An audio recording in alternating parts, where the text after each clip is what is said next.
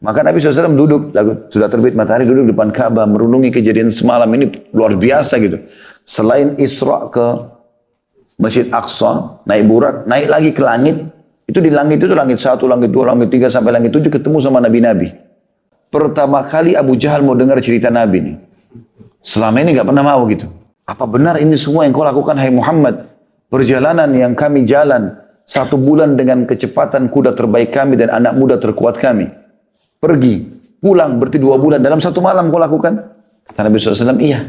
Apa kata Abu Jahal? Masjid Qibli namanya. Masjid Qibli. Nah di sebelah kirinya ada lagi dinamakan Musholla Marwani gitu kan. Di sebelah kanannya itu ada tempat ini, mengikat. Bismillahirrahmanirrahim. Assalamualaikum warahmatullahi wabarakatuh. Alhamdulillah. Selalu saja kita memuji Sang Pencipta Allah atas segala nikmat yang dilimpahkan kepada kita. Allah lah satu-satunya yang telah menyiapkan makanan, minuman, pakaian, air, udara, api, apa saja yang kita butuhkan untuk roda kehidupan di muka bumi ini. Dan dia memerintahkan kita untuk menikmati dan berterima kasih kepadanya.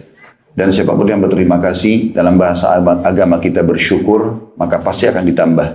Allah berjanji dalam Al-Quran, A'udzubillahi minasyaitonirrajim, la in syakartum la azidannakum wa la in kafartum inna adzabi lasyadid. Kalau kalian berterima kasih, maka aku akan tambah. Kalau kalian kufur, maka azabku amat pedih. Juga selanjutnya kita panjatkan salam hormat kita kepada Nabi besar Muhammad sallallahu alaihi wasallam sebagai bentuk kepatuhan kepada Allah Subhanahu wa taala yang telah memerintahkan dalam firman-Nya, A'udzubillahi minasyaitonirrajim, innallaha wa malaikatahu yusholluna 'alan nabi, ya ayyuhalladzina amanu shallu 'alaihi wa sallimu taslima. Sesungguhnya Allah dan malaikatnya mengucapkan salam kepada Nabi, hai orang beriman, ucapkanlah kepadanya salam yang banyak.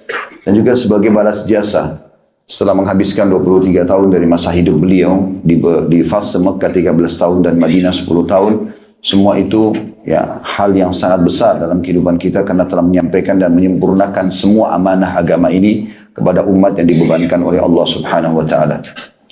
Lanjutkan pada buku kita Sahih Hadis Qudsi dan kita sudah menyelesaikan alhamdulillah bab keutamaan sahabat.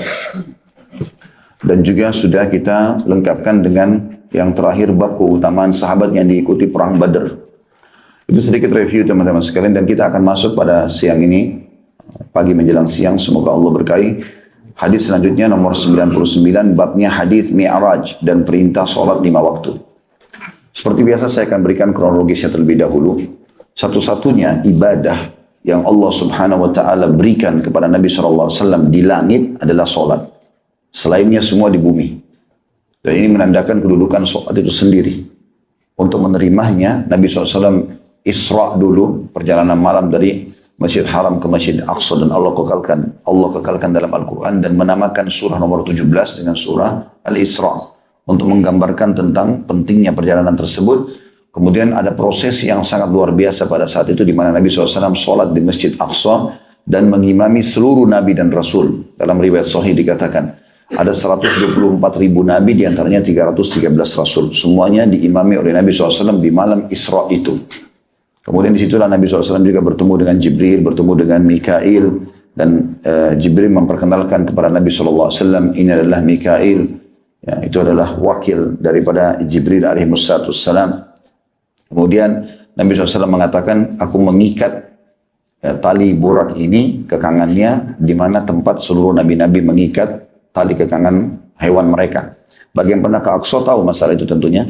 Di sebelah kanan Masjid Qibli itu ada ruangan ke bawah dan ada besi yang diyakini oleh masyarakat setempat kalau itu tempat Nabi SAW mengikat buraknya. Kemudian Nabi SAW pun mi'raj dari langit atau ke langit. Mi'raj ke langit. Mi'raj artinya naik ke langit. Pertanyaan sederhana, kenapa Allah Subhanahu wa taala tidak melakukan atau tidak memerintahkan itu dari Masjid Haram Mekah saja? Langsung naik ke langit. Kenapa harus ke Masjid Aqsa? Berarti juga ada kedudukan khusus untuk Masjid Aqsa di sini. Dan terlalu banyak keutamaan Masjid Aqsa. Bagi yang belum pernah ke sana, saya berharap teman-teman bisa menjadwalkan satu waktu ke sana. Karena memang hadisnya banyak. Dan tidak usah khawatir dengan masalah, oh nanti akan ada peributan dan segala macam. Saya gambarkan Palestina itu kalau diibaratkan seperti meja ini. Saya kurang lebih sudah empat kali masuk ke sana, masuk 5 kali. Insya Allah akhir bulan ini juga saya akan pergi. Itu kalau kita ibaratkan Palestina meja ini, semua sudah dijajah kecuali satu titik, namanya Gaza. Gaza itu kurang lebih jaraknya sekitar 183 km dari Masjid Aqsa. Jadi sangat jauh. Dan memang yang sering konflik adalah di wilayah ini. Karena bagi Israel mereka belum menguasainya. Dan di situ ada negara Palestina dan otoritas Palestina gitu kan. Nah di sini yang sering konflik. Kalau yang tempat lain umumnya tidak konflik. Kalau yang sering teman-teman nonton ya di Masjid Aqsa terjadi ini dan terjadi itu ada dua sebab. Sebab yang pertama yang umum terjadi, sebagian masyarakat Palestina yang sudah merasa terkekang sekali dengan penjajahan ini, terganggu, maka mereka tidak boleh pegang senjata. Dia keluar dengan pisau dapur misalnya, lalu dia tusuk satu tentara Israel. Nah pada saat dia tusuk mati, Israel akan mengutus pasukannya untuk menangkap satu orang itu. Kalau sudah ketangkap, maka tidak ada lagi keributan. Seperti itulah. Karena Israel sendiri tidak mau buat keributan. Mereka tidak mau buat keributan. Karena mayoritas penduduknya adalah orang-orang Muslim di situ. 50%-nya Muslim. Sekitar 40% Yahudi, 10%-nya Nasrani. Ya, jadi Muslimnya banyak di sana. Dan mereka adalah buru-buru. Buru di perusahaan, buru-buru di pabrik, pekerja-pekerja semua orang-orang Palestina. Ya, makanya teman-teman kalau ke sana hotel bisa kita pesan hotel Muslim, ya transportasi busnya Muslim, semuanya orang-orang Muslim. Ya. Dan di sana orang-orang Muslim tetap berdagang. Kalau kita dari hotel menuju ke Masjid Aqsa, kita akan temukan banyak sekali ya toko-toko Muslim, restoran Muslim mereka berdagang. Dan pemerintah Israel menawarkan sebenarnya punya 3 opsi dalam bagi penduduk Palestina. Yang pertama itu mengakui pemerintahan Israel. Yang mirip kalau kita dulu di Indonesia ini pemerintahan Belanda waktu masa penjajahan. Kalau mengakui, dia akan dikasih warga negara Israel ya, tanpa mengubah agamanya. Karena Yahudi agak berbeda, beda dengan Nasrani. Kalau Yahudi itu dia tidak mau kita masuk ke agamanya. Mereka merasa dirinya eksklusif. Allah mengatakan dalam Al-Quran, mereka mengatakan nanu abna'ullahi wa ahibba'u. Kami ini adalah anak-anak Allah dan pilihan-pilihannya. Gitu kan? Kalau yang kedua adalah tidak mengakui, tidak mau ambil warga negara, tapi dia tidak mau buat masalah. Ini biasanya dikasih kartu. Dan itu bisa dikenal dari situ. Kalau warga Palestina ini ya sudahlah, saya mau bekerja, saya mau cari hidup, selesai. Nah yang ketiga ini yang tidak menerima. Nah ini umumnya berkumpul di Gaza. Ini yang biasa ada masalah konflik dengan orang-orang Israel. Seperti itu keadaannya ya. Ini bukan pembelaan terhadap pemerintah Israel, tapi saya menceritakan apa adanya di situ. Ada buku saya tulis judulnya Palestina yang Terlupakan. Karena banyak orang yang tidak mau ke sana khawatir, takut, ada keributan segala macam. Padahal keutamanya sangat banyak. Di antara keutamanya adalah sudah cukup Nabi SAW Isra ke sana. Kenapa? Dari Palestina. Kenapa enggak dari Mekah saja? Masjidil Haram. Berarti ada sesuatu. Dan Allah mengatakan di awal surah Al-Isra, A'udzubillahi minasyaitonir rajim, Subhanalladzi asra bi'abdihi lailan minal masjidil haram ilal masjidil aqsa alladzi barakna haulah. Al-ayat. Jadi Allah mengatakan segala puji bagi Allah. Berarti ada pujian di situ. Pujian artinya ada jenis ya ibadah tertentu yang memang Allah tekankan di 2 lokasi ini. Yang telah memperjalankan hambanya Muhammad SAW dari Masjidil Haram ke Masjidil Aqsa yang telah kami berkahi di sekitarnya. Seperti itulah. Nah keutamanya cukup banyak diantaranya adalah selain Nabi SAW memang Isra ke sana dan Mi'raj dari sana juga ke langit. Kemudian dari langit kembali lagi ke Aqsa, baru kembali ke Mekah. Gitu kan? Itu yang disebutkan dalam riwayat Bukhari. Bahwasanya Nabi SAW mengatakan kepada masyarakat Mekah, untuk memastikan aku benar-benar sudah Isra ke Palestina dan Mi'raj ke langit. Salah satu buktinya adalah pada saat aku pulang ke Mekah, maka aku temukan ada kafilah kalian. Dan Nabi sebutkan nama-namanya orang-orang kafilah itu. Ada fulan. Karena Nabi lagi terbang di atas, kelihatan di bawah. Dan mereka kehilangan untahnya. Untahnya itu dari atas kelihatan. Allah SWT buat Nabi SAW melihat. Lalu Nabi mengatakan, aku berkata pada mereka, wahai kaum, unta kalian di lembah ini. Lalu mereka mengikuti suaraku, lalu mereka menemukan untanya. Kafilah itu akan datang beberapa hari kemudian, tanyalah mereka. Pada saat mereka tiba di Mekah, ditanya oleh orang-orang Quraisy, dan mereka mengatakan benar. Kami mendengarkan suara entah dari mana yang mengatakan unta kalian di lembah ini, dan kami mendapatkan sesuai dengan suara itu.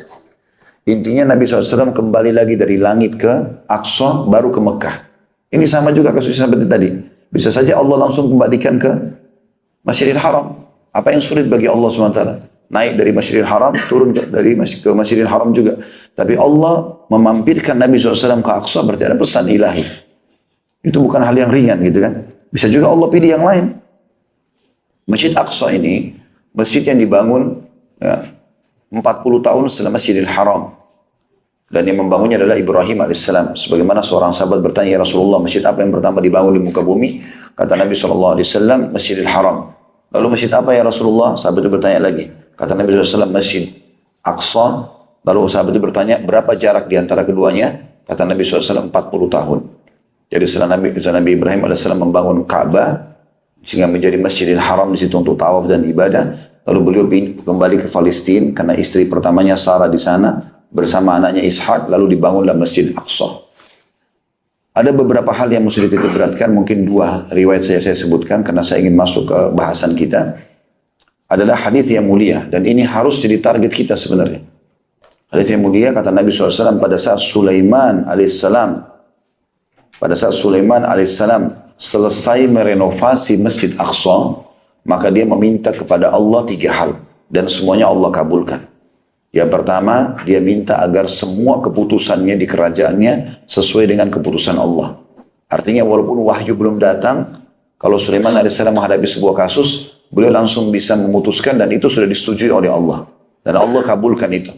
Yang kedua, dia minta kerajaan tidak layak untuk orang sebelum dan sesudahnya. Dan Allah kabulkan. Dan ini yang ketiga jadi saksi bahasan kita. Kata Nabi SAW, Sulaiman meminta agar tidak ada seorang pun yang datang ke Masjid Aqsa sholat 2 rakaat. Ini sunnah atau wajib. Kecuali dibersihkan dosanya seperti baru dilahirkan oleh ibunya. Dan Allah kabulkan itu. Subhanallah, keutamaan ini hanya kita dapatkan kalau haji. Kata Nabi SAW, siapa yang haji, tidak rafath, mengucapkan kalimat syahwat pada pasangan yang haram tentunya ya. Walaupun juga pasangan halal kalau lagi haram tidak boleh. Tidak fusuk, berbuat kejahatan, maka dia pulang seperti baru dilahirkan oleh ibunya. Nah ini, pahala yang didapatkan dengan keutamaan haji didapatkan bagi orang di Aqsa kalau sholat 2 rakaat. Sunnah ataupun wajib. Termasuk tahiyat masjid. Ini target yang luar biasa gitu. Dan teman-teman tidak usah khawatir dengan masalah kematian. Mati itu akan datang dimanapun kita berada. Kalau mau mati di sini ya mati di sini. Mati di Aqsa ya mati di Aqsa. Nggak ada urusannya sama mati. Kita mati pada saat itu. Dimanapun kita berada. Tidak ada hubungannya sama waktu atau tempat di situ. Karena memang Allah sudah, maksudnya tidak ada hubungannya sama tempat itu. Tapi hubungan sama waktu yang sudah Allah tentukan. Kalau datang ajal. Kata Nabi SAW, kalau Allah ingin mewafatkan seorang hamba di sebuah tempat, maka Allah buat dia punya hajat ke sana, lalu di sana direnggut nyawanya. Jadi nggak ada hubungannya dengan kita ke Aqsa nanti takut mati. Mati pasti akan datang, di ranjang ataupun di sana gitu. Ini harus ditepis ini. Ya, pemahaman bahwasanya nanti takut ini, takut itu. Ya, apalagi memang kita masuk dengan visa resmi. Ya. Hadits yang kedua adalah Maimunah radhiyallahu anha bertanya, istri Nabi SAW, ya Rasulullah, beritahukan kepada kami tentang Masjidil Aqsa. Maka kata Nabi SAW, pergilah ke sana. Bahasa Nabi begitu, pergilah ke sana dan sholatlah. Karena dia sebaik-baik tempat sholat. Seseorang di antara kalian memiliki tanah di sekitar Aqsa sebesar atau seukuran tali kekangan kuda, asal dia bisa lihat Aqsa, lebih baik daripada dunia dan seluruh isinya. Lalu kemudian Maimunah berkata, ya Rasulullah, bagaimana dengan orang yang tidak mampu ke sana? Kata Nabi SAW, terangilah Aqsa itu. Maksudnya terangi adalah berikan penerangan. Zaman dulu orang nyumbang minyak zaitun, kemudian ditaruh sumbu lalu dinyalakan sehingga menerangi Aqsa. Kata Nabi SAW, siapa yang menerangi Aqsa, kalau kita juga sekarang masuk, kalau dijabarkan ke renovasinya, gitu kan, pembayaran listriknya segala macam, maka dia seperti sholat di dalamnya. Juga dalam hadis lain disebutkan bahwasanya sholat di sana itu sama dengan 250 kali lipat dibandingkan tempat lain. Riwayat lain 500 kali lipat. Tapi yang sahih adalah 250. Ya, tentu Masjid Haram Nabawi lebih besar, 1000. Dan Masjid Haram Mekah lebih besar lagi, 100.000. Tapi Aqsa juga punya keutamaan. Apalagi Nabi SAW mengatakan tidak boleh orang letih-letih khusus mendatangi masjid kecuali 3. Masjid Haram Mekah, Masjid Nabawi Madinah, dan Masjid Aqsa di Palestina. Jadi banyak isu-isu yang tidak benar. Saya 3 tahun lalu waktu mau berangkat, mungkin pemberangkatan kami yang kedua. Pas mau berangkat tanggal seperti ini, akhir-akhir Desember. Karena saya pilih ini karena musim dingin ya. Jadi supaya jemaah juga tidak keringatan pada saat kita beraktivitas jalan dari hotel ke masjid segala macam. Dan juga ada hal yang lain. pertimbangan saya. Kalau musim dingin, umumnya para wanita pakai baju tertutup, gitu kan? Karena kalau musim panas, Aqsa ini agak berbeda, Palestina agak berbeda. Kehidupan mereka masih bebas, kayak kita di Jakarta. Jadi mungkin perempuan banyak yang tidak pakai hijab. Musim dingin aja banyak yang tidak pakai hijab, gitu kan. Apalagi ini kalau selain musim dingin. Kita khawatirkan nanti terjadi sesuatu yang tidak baik, sementara kita mau niat umroh atau mau ibadah, seperti itulah. Maka pertimbangannya cukup banyak. Dan juga di akhir-akhir Desember seperti ini, itu karena ada Natalan, orang-orang Nasrani pergi hajinya ke sana, maka umumnya dipermudah oleh pemerintah Israel. Seperti itulah kurang lebih. Ya mudah-mudahan satu waktu Bapak Ibu bisa ke sana insya Allah. Dan saya sengaja mengangkat ini supaya menepis persepsi orang-orang kalau sulit untuk ke sana sebenarnya. Memang visa diperketat. Ya, satu-satunya negara yang minta nama kita, nama ayah, nama kakek itu cuma Israel saja. Yang lain tuh negara lain mudah semua, mau ke Turki, mau kemana-mana itu. Tapi kalau ini sedikit ada ketatnya. Yang jelas teman-teman waktu itu saya dapat 3 tahun yang lalu kurang lebih, pas mau berangkat tanggal 25 Desember waktu itu, tanggal 23 ada foto, masuk di foto disebarluaskan di Timur Tengah, kalau Masjid Aqsa hancur dibombardir oleh pemerintah Israel. Saya hubungi travel agent, ternyata mereka kontak ke Aqsa. Jadi teman-teman di Aqsa yang kami beli paketnya itu, foto dia print kertas tanggal, hari dan tahunnya pada saat itu tanggal 23 Desember. Ya kan? 2016 atau 2012 waktu itu dia print lalu dia foto di belakangnya Aqsa. Ini Aqsa nggak apa-apa. Ya. Jadi ternyata memang ada juga upaya mungkin dari pemerintah sana yang tidak mau orang-orang Islam datang. Karena kalau kita datang ke sana tuh masyarakat Palestina senang sekali. Bahkan sering waktu saya kenalkan diri saya dari Indonesia, saya dipeluk dengan mereka, tentu sama laki-laki ya. Perlu dibahasakan. Kemudian dia mengatakan, kamu datang ke sini sudah cukup buat kami. Tidak usah bawa sumbangan apa-apa. Terlebih lagi memang kita bisa bawa sumbangan tentunya ya. Pribadi saya selalu motivasi jemaah untuk itu. Kemudian nanti di Aqsa ada kotak amal, langsung masukkan ya, di situ. Ada beberapa kegiatan seperti juga membantu orang-orang yang susah di sana. Kemudian apalah ya, memasukkan Quran di Masjid Aqsa, kursi bagi orang tidak mampu. Ada beberapa program yang dilakukan pada saat itu. Cuma saya sarankan kalau teman-teman lagi berangkat dan ikut dengan travel tertentu, pastikan karena banyak travel kita juga yang masuk di sana, mereka melakukan tur city-nya itu banyak mendatangi makam-makam. Makam Nabi Musa, makam Nabi Yunus. Saya waktu datang ke sana tanya sendiri dan jauh-jauh tempatnya. Itu banyak buang waktu. Semestinya kita maksimalkan waktu di Masjid Aqsa. Sayang. Karena kebanyakan kita cuma pakai 3 hari, maksimal 5 hari. Kalau di tempat kami pastikan 5 hari, 4 malam diusahakan. Karena visa kalau sudah dapat itu 1 bulan. Nah ini makam-makam saya tanya sendiri penjaga masjidnya itu, ini kuburan. Dia bilang bukan, ini cuma makam. Makam itu kayak prasasti. Jadi nggak ada jenazahnya Nabi Musa di situ, nggak ada jenazah Nabi Yunus di situ, nggak ada. Kalau Anda ngerti bahasa Arab, bisa tanya, gitu kan? Karena mungkin tidak semua orang bisa bahasa Inggris di sana, maka mereka menceritakan itu. Sering juga mendatangi ada tempatnya Salman Al-Farisi radhiyallahu anhu. Dianggap di situ. Saya tanya sendiri penjaga, ini kuburannya Salman radhiyallahu anhu atau makam? Makam. Makam semua ini. Dan itu banyak tur dihabiskan dalam 3 hari di situ. Buang-buang waktu. Jadi saya sarankan kalau mau datang cuma ke Jericho. Jericho itu kota yang diyakini oleh sebagian masyarakat Palestina tempat lahirnya Nabi Isa. Walaupun orang-orang Nasrani di sana yakin Bethlehem lah tempatnya, gitu kan? Atau Baitul Laham dalam bahasa Arabnya. Tapi sebagian masyarakat meyakini orang-orang muslimnya kalau di Jericho. Karena Jericho ini terkenal dengan pohon-pohon kurmanya. Sementara dalam surah Maryam, Allah menyebutkan Maryam bersandar di pangkal pohon kurma. Dan itu pohon kurma terkenal sekali di sana. Makanya orang kalau ke Jericho itu belinya kurmanya. Kemudian yang kedua Hebron. Kota Hebron ini kota Nabi Ibrahim AS. Diyakini ada kuburan Nabi Ibrahim AS. Itu lebih dekat kepada hal mungkin benar di situ. Selain daripada ini teman-teman lebih baik habiskan waktu di Masjid Aqsa dan sekitarnya. Apalagi kita belum tentu bisa setiap saat datang. Kalau Mekah sama Madinah kan sangat terbuka Masya Allah. Di sana belum tentu. Bisa Bapak Ibu hari ini bulan atau pada saat berangkat sekarang keluar visanya. Belum tentu berangkat akan datang keluar visanya. Ya. Saya pernah dari 5 kali perjalanan. Itu 1 kali pernah visa saya nggak keluar. Dan itu mereka pengajuan visanya harus 1 bulan. Jadi kayak sekarang Desember ini kita ajukan di November. Nanti keluar kepastiannya itu 1 minggu sebelum berangkat. Jadi bisa berangkat, bisa enggak. Maksudnya masuk ke Aqsanya ya. Tapi biasanya jemaah ikut sampai ke Jordan. Kalau nggak bisa masuk ke Aqsa, mereka kita buatin tur sendiri di Jordan. Karena di Jordan juga ada Gua Ashabul Kahfi, ada kota Petra, gitu kan. 7 keajaiban dunia itu, dan juga ada ada Wadi Rum, padang pasir yang dijadikan sebagai tempat rekreasi oleh pemerintah Jordan.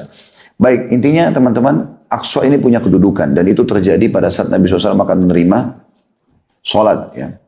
Saya akan bacakan hadisnya. Hadis Mi'raj. Mi'raj artinya naik tadi ke langit dan perintah sholat 5 waktu.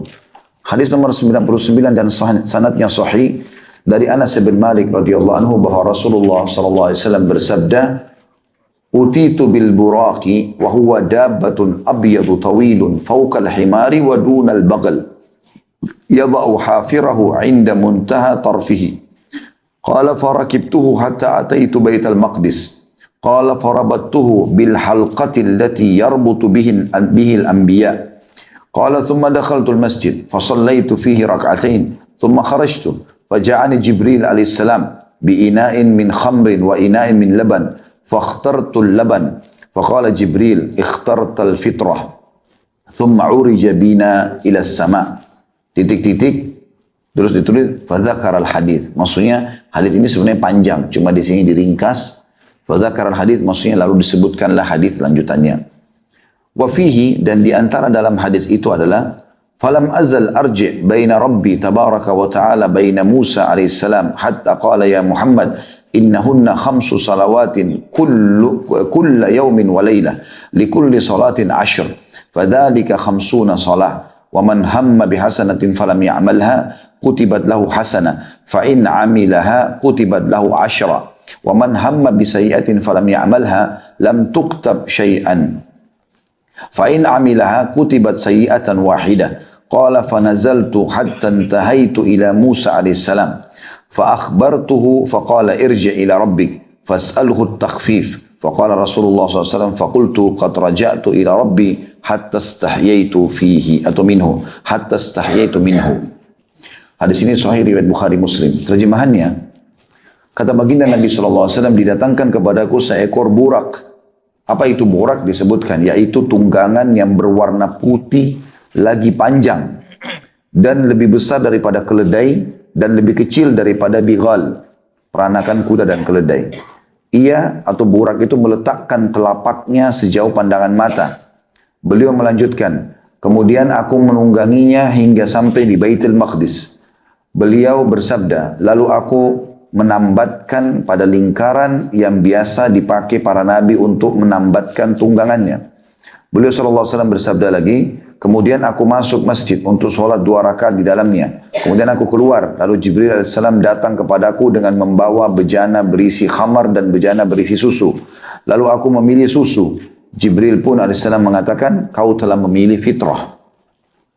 Kemudian kami dibawa naik ke langit. Titik-titik di sini, kemudian perawi melanjutkan hadis tersebut dan di dalamnya disebutkan.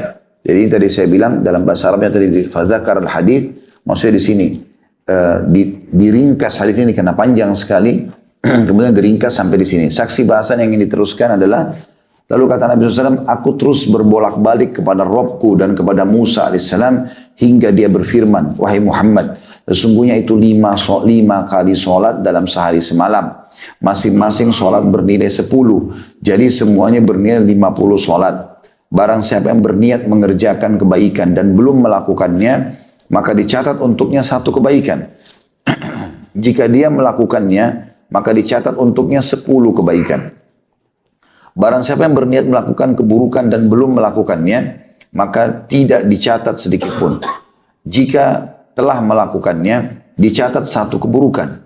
Beliau SAW bersabda, kemudian aku turun hingga sampai kepada Musa AS. Lalu aku memberitahukan kepadanya. Dia mengatakan, kembalilah kepada Rabbmu dan mintalah keringanan kepadanya. Rasulullah SAW bersabda, aku katakan, aku telah bolak-balik mendatangi Rabbku sampai aku malu kepadanya.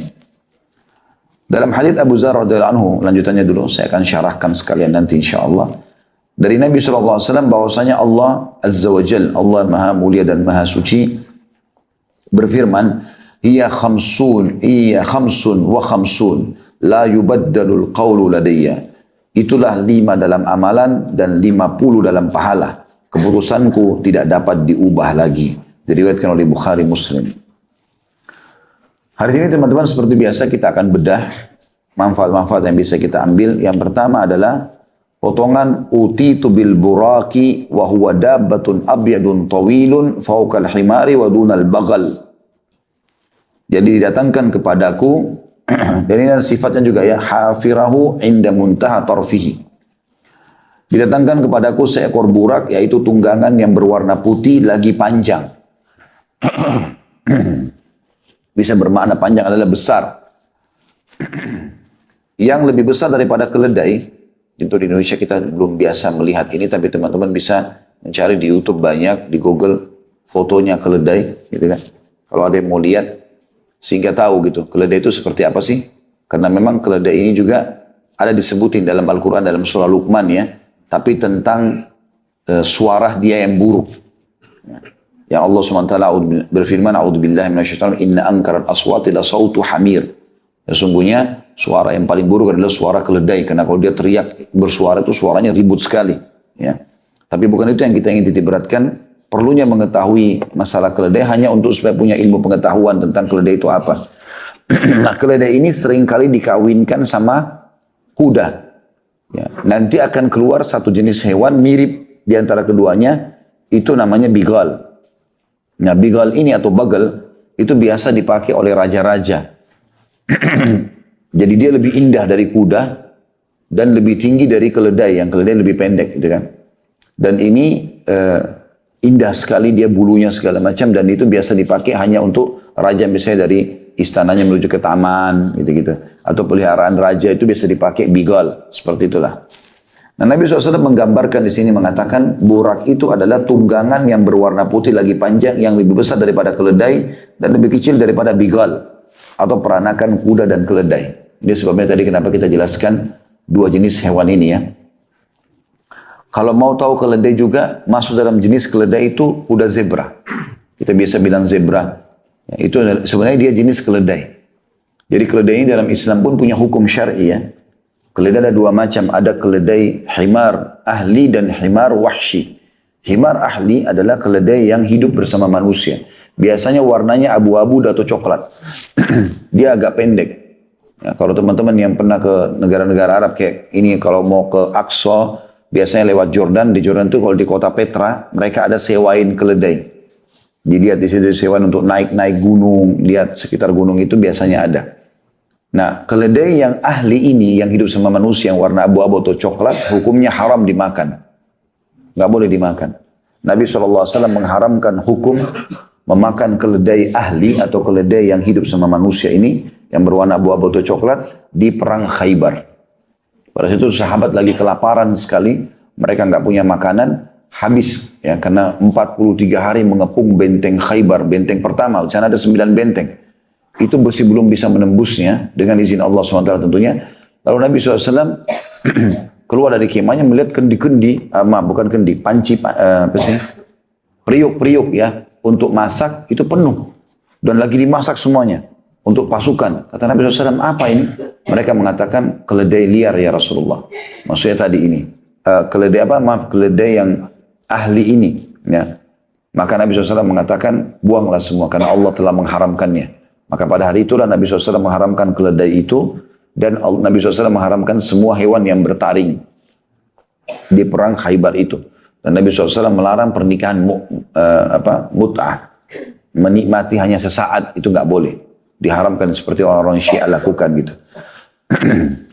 Kemudian keledai yang kedua adalah keledai wahsyi, keledai yang liar. Itu adalah zebra. Dan itu halal hukumnya. Karena dasarnya memakan kuda sama zebra ini hukumnya halal. Karena mereka termasuk hewan yang tidak bertaring. Ya. Tapi khusus keledai yang hidup sama manusia tidak boleh. Nah, Nabi SAW menggambarkan burak ini antara keledai sama bigal. Ya. Kemudian dikatakan sifatnya, kecepatannya burak ini. Burak itu meletakkan telapaknya sejauh pandangan mata. Artinya sangat cepat. Mungkin hanya hitungan sesaat sudah langsung tiba di Masjid Aqsa. Ya, makanya waktu Nabi SAW pulang dari Isra dan Mi'raj ini, Beliau jalankan Isra itu jalan malam hari. Itu subuh, pagi, udah sampai lagi di Mekah. Maka beliau lagi duduk di depan Ka'bah. Jadi merenungi kejadian semalam ini. Karena kejadian Isra Mi'raj ini luar biasa gitu. Luar biasa. Jalan, ya, terbang, bukan jalan ya, terbang dengan kuda bersayap. Tidak pernah ada kuda bersayap. Burak bersayap. Kemudian terbang dari Masjid Haram ke Masjid Aqsa. Ini biasanya tradisi orang Quraisy. Kalau penunggang kuda yang kuat, anak muda dan kudanya kuat, non-stop jalan sebulan. Sebulan dari Masjid Haram ke Masjid Aqsa. Itu kalau cepat non-stop ya. Kalau mereka kafilah, unta, kuda-kuda jalan pelan-pelan itu bisa 2-3 bulan baru sampai. Jauh sekali. Maka Nabi SAW masih merenung kejadian tersebut. Ini luar biasa ini. Kalau zaman sekarang mungkin orang sudah ada pesawat, mungkin orang pikir, oh iya mungkin bisa lebih cepat. Itu pun tidak masuk akal.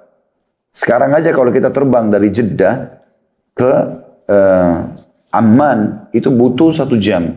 Mungkin ke Palestina juga sekitar gitu, ada 1,5 jam pakai pesawat. Jadi sama dari sini ke Surabaya gitu kan. Tapi bisa ditempuh dalam 1 malam. Tapi zaman dulu memang orang lama perjalanannya. Intinya teman-teman sekalian, waktu Nabi SAW pulang balik nih, dalam semalam.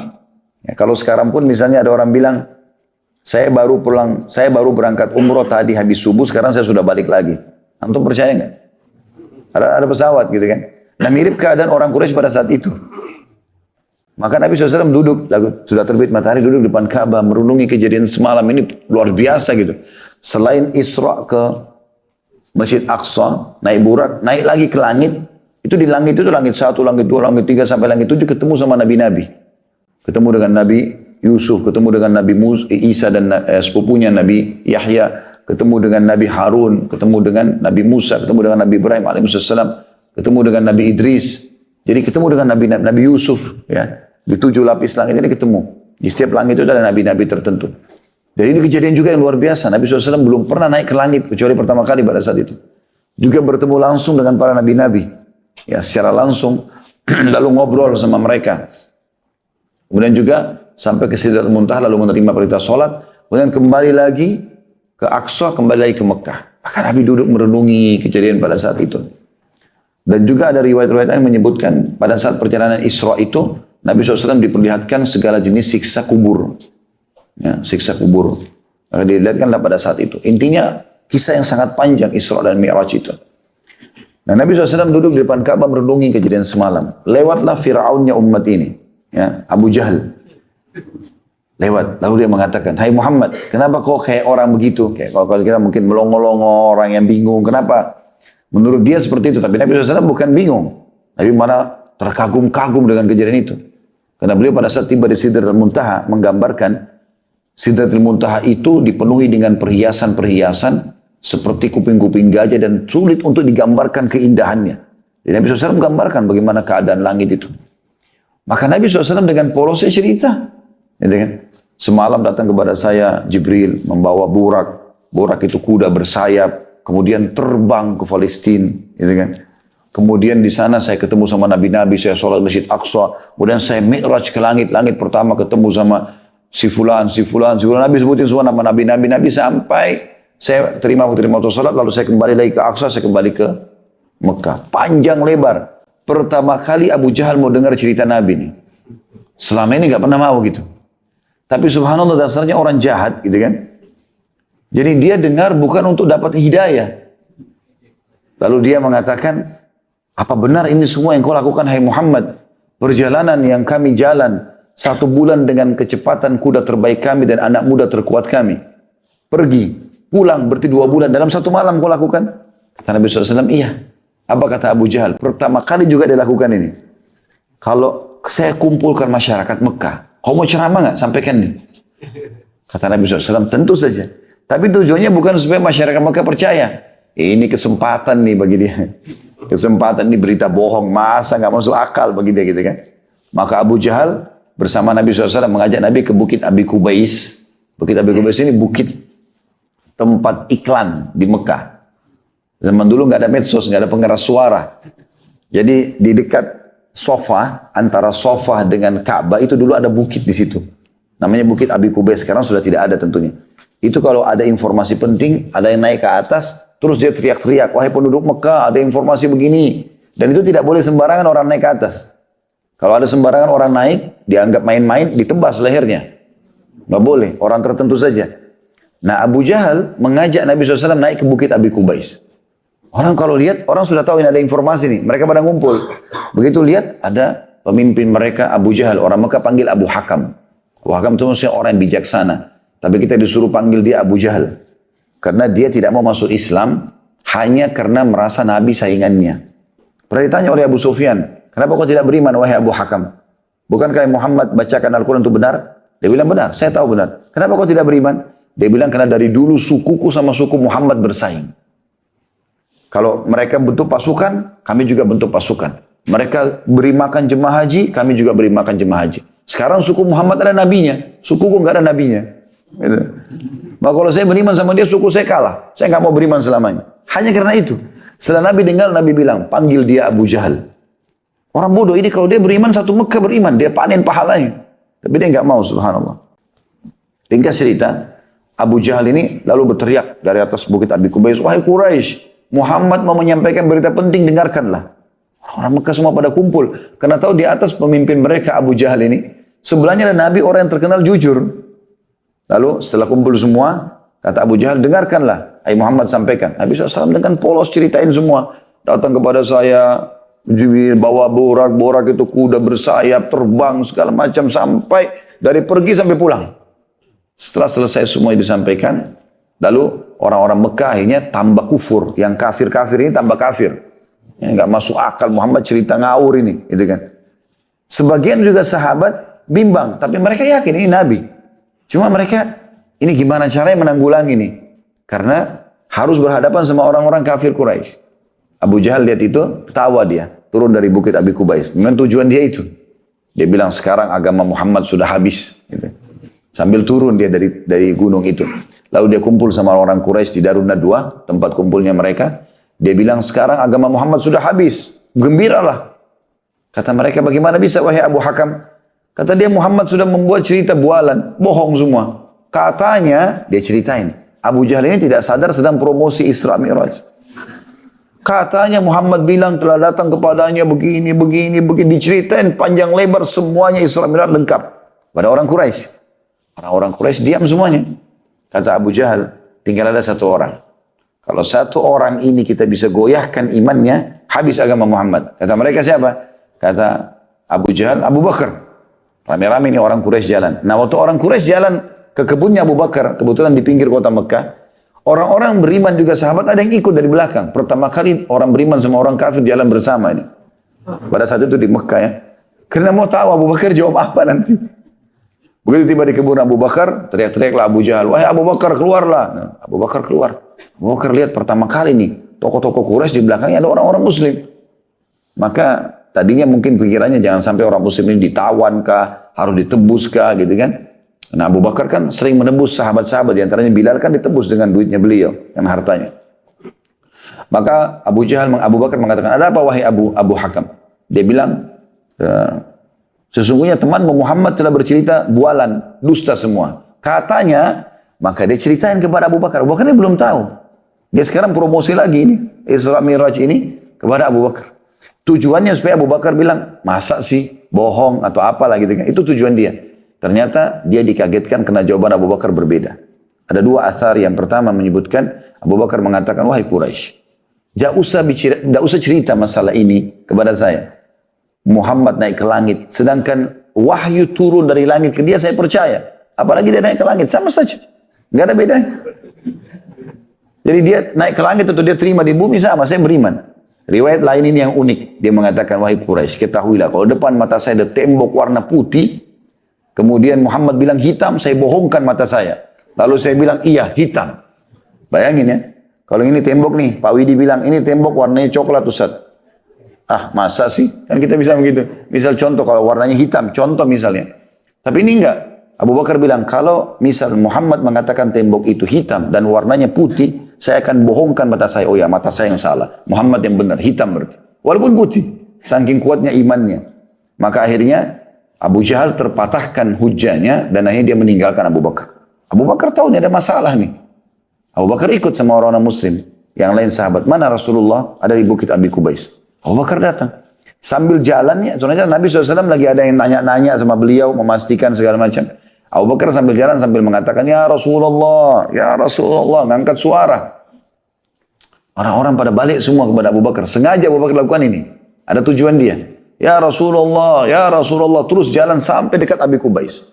Orang jadi lihat, oh yang datang Abu Bakar nih. Lalu naik ke sebelah Nabi SAW, lalu dia mengatakan, ya Rasulullah, Abu Hakam atau Abu Jahal disebutkan oleh Abu Jahal telah menceritakan kepadaku bahwasanya Anda berkata, lalu Abu Bakar ulangi semua ini cerita Isra Mi'raj. Tujuannya supaya orang makin dengar. Lalu setelah selesai kata Abu Bakar satu kalimat, ya Rasulullah, apakah itu benar? Nabi SAW jawab, iya wahai Abu Bakar. Maka kata Abu Bakar, Anda pasti benar. Langsung kalimat itu. Ternyata kalimat Anda pasti benar ini, itu membuat sahabat-sahabat yang tadinya butuh hujjah ini, oh iya benar nih, gitu kan. Sudah selesai, ditutup tuh. Tidak lagi syubhat kepada orang beriman, gitu kan. Lalu Abu Bakar setelah itu menyampaikan tugasnya sudah selesai. Nabi SAW lalu berkata, wahai Quraisy, kalau kalian masih belum percaya, maka ketahuilah pada saat saya pulang dari Palestina ke sini, saya lihat kafilah kalian. Dan mereka kehilangan unta. Lalu saya mengatakan kepada mereka dari atas, unta kalian ada di lembah fulan, ambillah. Maka mereka pun mengikuti suara saya dan kafilah itu akan datang beberapa hari lagi. Tanya mereka tentang kebenaran ini. Maka orang-orang Quraisy nunggu beberapa hari kemudian datang kafilah tersebut. Baru depan pintu, namanya pintu, waktu itu pintu gerbang Mekah namanya pintu Bani Syaibah. Suku Syaibah dekat situ tinggalnya. Lalu orang Quraisy begitu melihat kafilah tersebut lewat, dan Nabi SAW sempat sebutin ya, nama-nama mereka, jenis warna-warna untanya, bahkan kalau nggak salah unta bagian depan ada kain di lehernya Nabi sebutin, gitu kan. Yang jelas, waktu datang kafilah seperti yang Nabi gambarkan. Lalu orang-orang Quraisy bertanya, hai Quraisy, ditanya, Quraisy Mekah tanya kepada Quraisy di sana, hai Quraisy, kalian dari mana? Kami dari Palestina. Ini belum masuk ke Mekah, jadi belum ada yang bertanya sama sekali. Nggak mungkin direkayasa gitu kan. Apakah kalian kehilangan sesuatu di jalan waktu sementara dari Palestina ke sini? Mereka bilang, iya. Kami kehilangan unta. Lalu apa yang terjadi? Kami mencari. Sementara kami nggak ketemukan, lalu kami dengar ada suara mengatakan, hai Quraisy, unta kalian di lembah fulan. Kami ikuti dan kami temukan. Maka seperti yang Nabi sampaikan, sekarang Quraisy yang di kafilah bertanya kepada Quraisy yang di Mekah, hai Quraisy, dari mana informasi ini? Kami sendiri belum ada yang masuk ke Mekah, belum ceritain. Kata mereka, dari Muhammad. Semenjak itu, kebalik keadaan orang Mekah yang tidak beriman Isra Mi'raj jadi meyakini kejadian Isra dan Mi'raj. Gara-gara kejadian. Dan ini peran Abu Bakar sangat besar radhiyallahu anhu. Ya. Itu yang diambil pelajaran dari makna ini. Kemudian selanjutnya, potongan yang kedua, kalau mau dikasih angka di situ, kemudian aku menungganginya hingga sampai di Baitul Maqdis. Jadi kalimat Baitul Maqdis. Bait artinya rumah, Maqdis maksudnya disucikan. Rumah yang disucikan. Ya. Ini nama lainnya Masjid Aqsa. Kalau Masjid Aqsa, Aqsa artinya jauh. Allah SWT menggunakan kalimat ini di awal surah Isra untuk menggambarkan jauhnya jarak itu. Subhanalladzi asra bi'abdihi minal masjidil harami ilal masjidil aqsa. Ya. Maha suci Allah yang telah memperjalankan hambanya di malam hari dari Masjidil Haram ke masjid yang jauh, Masjid Aqsa. Tapi beberapa hadis menyebutkan nama khusus masjidnya Baitul Maqdis. Ya, Baitul Maqdis. Kemudian selanjutnya itu pelajaran tentunya tentang masalah Baitul Maqdis. Potongan yang ketiga, lalu aku menambatkan pada lingkaran yang biasa dipakai para nabi untuk menambatkan tunggangannya. Ini potongan ketiga. Jadi ada riwayat lain menjelaskan kata Nabi SAW, sesungguhnya tidak ada seorang nabi pun kecuali memang Allah pernah buat mampir atau singgah di Aqsa, di Masjid Aqsa atau di Baitul Maqdis. Ini menandakan memang luar biasa masjid ini karena semua nabi-nabi 124 ribu nabi di antaranya 313 rasul semuanya sudah pernah mampir di situ. Dan umumnya semua menunggangi tunggangan yang diikat di tempat yang sama. Makanya saya bilang kalau teman-teman satu waktu insya Allah Allah mudahkan ke sana.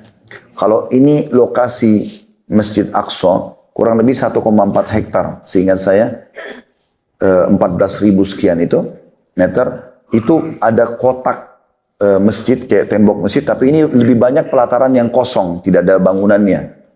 Nanti di situ kita akan temukan begitu jalan, mungkin kurang lebih masuknya, kalau saya tidak salah ya, sekitar 100 meter, maka akan ada Qubbatus Sakhra, yang warna kuning emas itu di tengah-tengah. Maka kalau kita jalan lagi, ada di depan sekali, yang tempat imamnya, itu adalah Masjid Qibli namanya. Masjid Qibli. Nah, di sebelah kirinya ada lagi dinamakan Musalla Marwani gitu kan. Di sebelah kanannya itu ada tempat ini mengikat burak itu. Jadi nanti ada kayak ruangan di sebelah kanan kiblat itu, Masjid Qibli itu, kita turun tangga, di bawah sekali ada itu. Allah alam, itu diyakini sama mereka, tapi dalam hadis ini disebutkan masalah itu. Dan itu sampai sekarang masih dijaga. Ya, kalau teman-teman pernah dengar tembok peratapan punyanya orang-orang Yahudi, itu pas di sebelah tembok yang ada ikatan borak ini. Tapi ini masih masuk lokasi kekuasaan muslimin. Tembok yang ratapan itu tempat mereka pukul-pukul kepalanya, berdoa segala macam itu. Di sebelah tembok yang ada ikatan borak ini. Kemudian potongan selanjutnya, dikatakan di sini potongan yang keempat ya. Kemudian aku masuk masjid untuk sholat 2 rakaat di dalamnya. Kemudian aku keluar. Ya, ini sebagian ulama menanggapi mengatakan Nabi SAW melakukan tahiyat masjid. Ya. Ada juga yang mengatakan sholat umumnya. Entah sholat apa, apakah mungkin tahajud karena malam hari. Kan itu perjalanan malam hari kan. Atau karena Nabi SAW sholat yang lainnya, itu Allah alam. Tapi yang jelas Nabi SAW sholat. Beberapa asar tadi atau riwayat saya katakan Nabi SAW mengimami. Nah, kalau mengimami para nabi-nabi berarti menandakan sholat tahajud. Karena sholat sunnah yang dikerjakan berjamaah adalah tahajud. Tahajud masjid tidak dikerjakan berjamaah, gitu kan. Intinya Nabi SAW sholat di situ. Berarti menandakan juga ada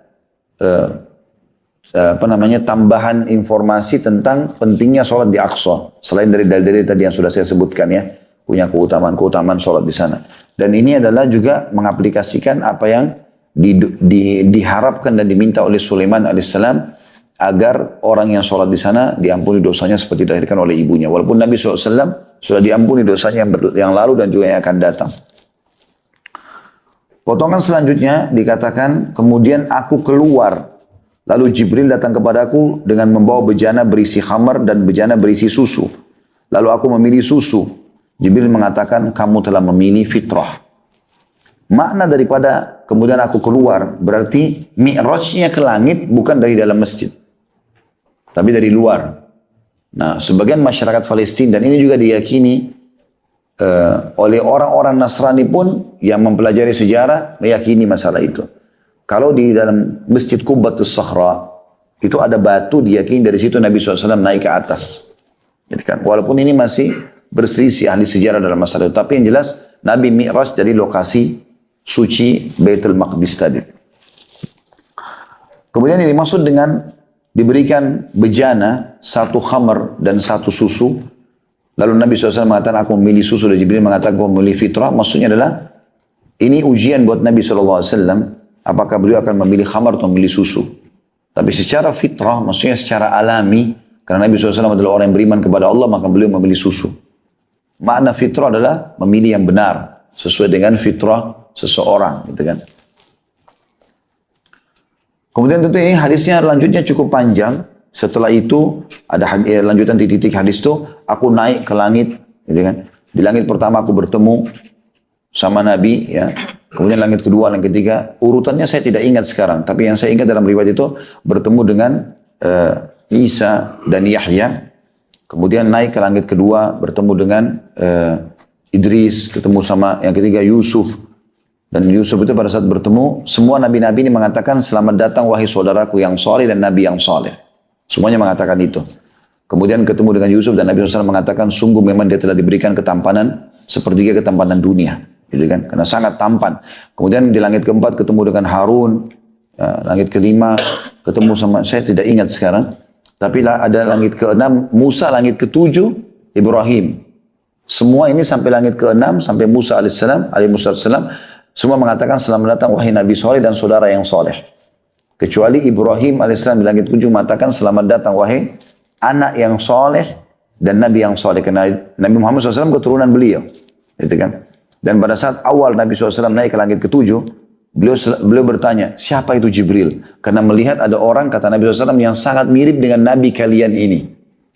Jadi perawakannya mirip sekali dengan Nabi Muhammad alaihissalam. Dan di sekitarnya ada anak-anak kecil ya, yang sedang duduk. Ya. Maka kata Jibril AS, itu adalah ayahmu Ibrahim, dan di sekitarnya adalah anak-anak muslim yang meninggal sebelum balik. Di bawah naungan Ibrahim AS, bersama Ibrahim AS. Dan di langit ketujuh itu, disebutkan dalam beberapa riwayat yang lain, ada Baitul Ma'mur, rumah tawafnya para malaikat, mirip Ka'bah kita kalau di dunia. Allah mengatakan dalam surah At-Tur, wal Baitul Ma'mur. Ya. Maka di situ kata Nabi SAW, ada 70.000 malaikat yang tawaf setiap hari, pergi tidak akan pernah kembali selamanya. Gitu kan. Artinya Allah SWT ciptakan malaikat-malaikat yang baru lagi, karena jumlahnya mereka sangat banyak. Malaikat beda dengan kita. Mereka diciptakan sudah langsung bisa bertugas. Kayak kita dari bayi, anak-anak, segala macam, dari sperma, dari sel telur, bersatu ini nggak ada. Mereka diciptakan utuh dari cahaya, dan Allah juga ganti dengan sesuka dan kemahakuasaannya Allah gitu. Intinya teman-teman sekalian, pada saat itu, Nabi SAW naik, kemudian tiba di Sidratul Muntaha, Jibril pun mengatakan, hai Muhammad, di sini batasku. Ya, aku tidak mungkin bisa naik. Kalau aku naik sesaat saja, maka bisa ya hangus gitu. Tidak bisa, maksudnya tidak mungkin naik. Ya. Maka Nabi SAW pun naik, kemudian bertemu dengan Allah SWT, lalu menerima perintah 5 waktu sholat itu. 50 waktu sholat awalnya. 50 waktu sholat. Ya, di sini kalau ada yang bertanya apakah Nabi Muhammad SAW melihat Tuhannya, maka ini telah ditanya oleh Aisyah radhiyallahu anha. Pada saat Nabi SAW pulang Isra Mi'raj, kemudian beliau setelah itu di tahun 2 Hijriah sebelum perang Badar, Nabi SAW menikah dengan Aisyah, dan Aisyah bertanya radhiyallahu anha, ya Rasulullah, hal tara rabbak, apakah anda melihat Tuhan anda pada saat lagi Mi'raj ke langit itu? Maka Nabi SAW menjawab, Allah nurun ala nur anna arah. Allah itu cahaya di atas cahaya, bagaimana aku bisa melihatnya? Berarti Nabi SAW bertemu dengan Allah, iya, tapi belum melihatnya. Seperti itulah. Dan memang ini ya hampir kalau tidak salah umumnya pendapat ulama mengatakan belum ada yang melihat Allah di muka bumi ini termasuk nabi-nabi. Makanya waktu dalam ayat Al-Quran waktu Musa AS berkata, Rabbi arini andur ilaik, wahai Tuhanku mudahkan aku untuk melihatmu.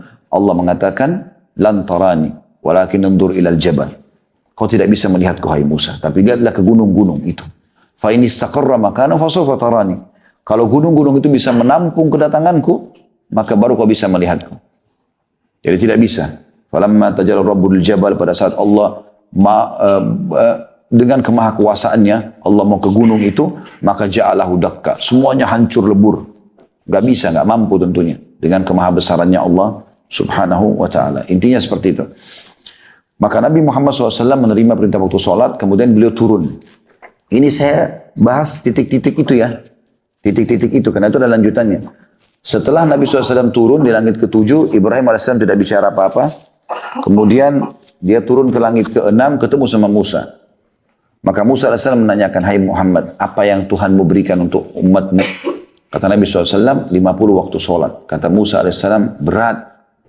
Umatmu tidak akan mampu itu. Minta keringanan. Nabi SAW balik, minta keringanan. Allah ringankan 5 dulu, jadi 45. Kembali lagi, langit ke-7, Ibrahim tidak bicara apa-apa alaihissalam. Langit ke-6, Musa tahan lagi. Berapa hai Muhammad? 45. Masih berat. Nabi SAW balik lagi. Minta keringanan, diringankan lagi 5. Terus bolak-balik sampai sisa 5. 5 pun Nabi Musa alaihissalam masih tahu gitu, kelemahan kita ini. Ya. Nabi Musa alaihissalam masih mengatakan, berapa hai Muhammad? 5. Masih berat. Minta lagi keringanan. Barulah Nabi SAW mengatakan, saya sudah bolak-balik ke Tuhanku berulang kali, dan ini saya sudah malu. Gitu kan. Maka pada saat itu pun Allah berfirman kepada Nabi SAW, sesungguhnya hai Muhammad, dia 5 waktu sholat, tapi berpahala 50 waktu sholat. Karena setiap pahala aku lipatkan menjadi 10 kali lipat. Intinya teman-teman sekalian, pada saat itu Nabi Muhammad SAW kembali lagi ke Aqsa, lalu kembali ke Mekah sebagaimana sudah saya ceritakan tadi. Kita masuk ke potongan selanjutnya. Ya. Tentu di sini sudah saya bacakan ini potongan selanjutnya sebenarnya masih perlu kita jelaskan. Aku terus berbolak-balik kepada Rabbku dan kepada Musa alaihissalam hingga dia berfirman. Allah berfirman, wahai Muhammad, sesungguhnya itu 5 waktu sholat dalam sehari semalam. Masing-masing sholat bernilai 10. Jadi semuanya bernilai 50 sholat. Dan sampai sini tentunya teman-teman sekalian artinya Allah subhanahu wa ta'ala menerima permintaan Nabi SAW diringankan sampai 5. Tapi Allah tidak akan mengubah kemahamuliaannya Allah. Karena Allah punya sifat akramul akramin. Allah menerima permohonan hamba untuk keringanan iya. Tapi Allah tidak mau balas keringanan itu dengan mengurangi juga kadar balasannya. Itu kemahasempurnaannya Allah. Gitu kan? Misal kita kalau manusia ini transaksi, saya mau beli barang ini, diskon dong sekian. Misal 5 biji harganya sekian. Mungkin orang akan mengurangi. Ya, atau kita beli kualitas barang dengan harga lebih murah, maka kualitasnya diturunkan gitu kan. Allah SWT tidak akan mengurangi kualitas. Jadi Allah memberikan keringanan buat Nabi SAW dan kita semua. Dari 50 menjadi 5 sholat, tapi Allah tidak sama sekali mengurangi kemahasempurnaannya. Allah tetap memberikan balasan 50 waktu sholat. Itu kemahasempurnaan Allah subhanahu wa ta'ala. Nah ini satu hal yang luar biasa ya. Kita pun harus berterima kasih kepada Musa alaihissalam atas jasanya. Kalau 50 waktu sholat, per 15 menit azan. Ya, siap nggak? Bukan 15 menit mana? Per 5 menit mungkin. Azan terus iqamah sholat lagi gitu kan. Potongan selanjutnya, dari itu mungkin yang kelima kalau nggak salah tadi ya. Ini yang keenam. Barang siapa yang berniat mengerjakan kebaikan dan belum melakukannya, maka dicatat untuknya 1 kebaikan. Jika dia melakukannya, maka dicatat untuknya 10 kebaikan. Barang siapa yang berniat melakukan keburukan dan belum melakukannya, maka tidak dicatat sedikit pun. Jika dia melakukannya, dicatat baginya 1 keburukan. Ini manfaat sendiri. Ini karunia dari Allah subhanahu wa ta'ala. Ini pernah saya jelaskan. Usahakan teman-teman punya niat di semua amal soleh. Jangan pernah luputkan. Baik kita lihat orang lain kerjakan dan kita belum bisa. Atau terlintas di benak kita saja. Contoh misal. Ada orang lagi sedekah di depan kita. Ada masjid lagi dibangun, kita lewat, dia lagi nyumbang misalnya. Kita kebetulan tidak bisa mampir. Atau memang kita pun kalau mampir tidak punya kemampuan untuk itu. Niatkan. Kalau seandainya saya bisa melakukan seperti orang ini, saya akan lakukan. Maka akan mendapatkan pahala. Ya, kalau dia niat, dapat 1 pahala. Tapi kalau dia melakukannya, dikasih 10 kali lipat. Itu kalau dia lihat orang lain berbuat. Kalau orang lain, misalnya orang puasa, orang haji, orang umroh, apa saja. Maka dia niatkan juga sebagaimana dia ingin lakukan. Tapi ini harus tulus ya. Benar-benar dia... Kalau Allah berikan kesempatan, dia mau lakukan. Jadi jangan temannya sedekah, udah saya niat aja deh, biar aja dia yang sedekah. Ini nggak dapat ini. Betul-betul dia punya halangan sekarang. Teman-temannya pada berangkat haji, dia nggak bisa berangkat haji, karena nggak dapat visa. Kalau dapat visa, dia akan berangkat. Nah, akan dapat pahala haji lengkap. Gitu kan? Diniatkan begitu. Sampai sebagian salafus saleh mengatakan, saya berharap punya niat di semua amal saleh. Supaya saya bisa mendapatkan pahalanya walaupun belum sempat saya melakukannya. Gitu kan? Kalau orang lain melakukan, kalau kita juga terlintas di benak kita, contoh misal teman-teman mulai sekarang jangan tidur malam hari kecuali niat sholat tahajud. Niat. Jadi jangan kalau syaitan bisikin, kayaknya saya tidurnya telat nih, gak usah bangun sholat malam deh. Dari awal sudah niat gak mau. Enggak, niatin sekarang, ubah. Saya mau ya sholat malam. Kalau dia tertidur, kelewatan, dapat pahala 1 sholat malam. Kalau dia kerjakan, dapat 10 kali pahala sholat malam. Ini kemudahan sekali. Ingat teman-teman, setiap kali ada kesempatan beramal soleh, selama kita masih hidup jangan sia-siakan. Renungi riwayat ini riwayat sahih. Kalau saya tidak salah riwayat Tabarani, tapi ini riwayat sahih. Hadits ini berbunyi, ada 3 orang di zaman Nabi SAW, sahabat Nabi ini. 3-tiganya kurang lebih hampir sebaya umurnya. Yang satu, waktu Nabi SAW utus pasukan, dia ikut berperang lalu mati syahid. Setelah itu, Nabi utus pasukan yang kedua, orang yang kedua dari 3 orang ini juga ikut berperang mati syahid. Beberapa hari setelah itu, orang yang ketiga gak sempat ikut perang tapi mati di ranjangnya. Maka ada seorang sahabat mimpi. Dia mimpi, 3 orang ini masuk surga. Yang paling depan, paling bagus fasilitasnya, justru orang yang mati di ranjang. Lalu yang di belakangnya, orang yang mati syahid, orang yang kedua tadi. Yang paling belakang, orang yang mati syahid pertama. Maka orang ini bertanya, ya Rasulullah, bagaimana kami memahami ini? Kan di pandangan kita orang mati syahid kan gitu. Apalagi yang duluan mati syahid. Gitu. Kata Nabi SAW, kenapa kau heran? Bagaimana bisa kau bandingkan antara sholatnya orang yang mati diranjang walaupun cuma berapa hari itu dengan sholatnya orang yang mati syahid? Bagaimana kau bandingkan zikirnya, ibadahnya? Tidak bisa dibandingkan. Ketahuilah perbandingan antara orang yang mati diranjang dengan orang yang mati syahid itu antara langit dan bumi pahalanya. Apa maknanya? Kesempatan kalau masih bisa beramal soleh jangan sia-siakan. Kalau masih hidup teman-teman maksimalkan. Karena satu hari saja zikir pagi petangnya, sholat berjamaahnya, mungkin uduknya, mungkin senyum dengan muslim itu sudah lebih besar daripada orang yang belum meninggal daripada kita. Dari sisi pahala. Memang sudah begitu. Itu ada dua riwayat begitu mirip ya. Itu juga ada sahabat Nabi begitu. Maka Nabi SAW mengingatkan kalau yang mati lebih dulu, itu Nabi mengatakan tidak ada seorang muslim pun ya, yang Allah berikan umur dalam keadaan Islam kecuali dia akan lebih banyak mendapatkan berkah dalam kehidupannya. Maka itu kesempatan. Mumpung kita masih bisa beribadah. Ya. Selanjutnya juga dikatakan, dan siapa yang niat melakukan keburukan, dia niat mau zina, mau bohong, mau nipu, lalu dia batalkan, ini karena Allah tentunya, bukan karena ban mobilnya pecah, bukan karena hujan lebat, memang karena Allah larang, nggak usah deh, jiwa saya kayaknya terganggu nih, merasa terkekang, ya udah berhentiin karena Allah dapat pahala, satu pahala. Kalau dia kerjakan, dicatat baginya satu dosa saja.